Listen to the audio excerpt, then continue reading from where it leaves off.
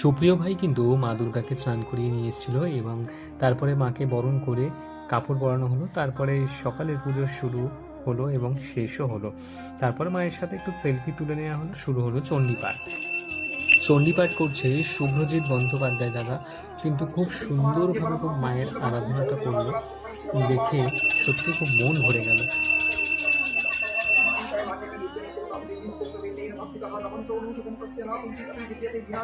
বাড়ির মায়েরা তার মেয়ের জন্য অনেক আদর যত্ন করে পঞ্চব্যঞ্জন রান্না করে সাজিয়ে দিয়েছে মায়ের সামনে। সপ্তমীর দিন দুপুরে মাকে 5 রকম ভাজাভাজির সাথে ডাল, তরকারি ও মিষ্টান্ন সহযোগে অন্ন ভোগ দেওয়া হয়। সেই ভোগের দৃশ্যই এখন তোমরা দর্শন করছো। এই দেখো বাড়ির বইয়েরা কাজ করছে, বাড়ির মেয়ে ঠাকুরের মতো হয়ে বসে। সত্যি বাবা, এইসব শীতল ভোগে লুচি, সুজি, নারকেল নাড়ুর সহযোগে মাকে সেবা দেওয়া হয়। তারপর হয় বিশ্রাম।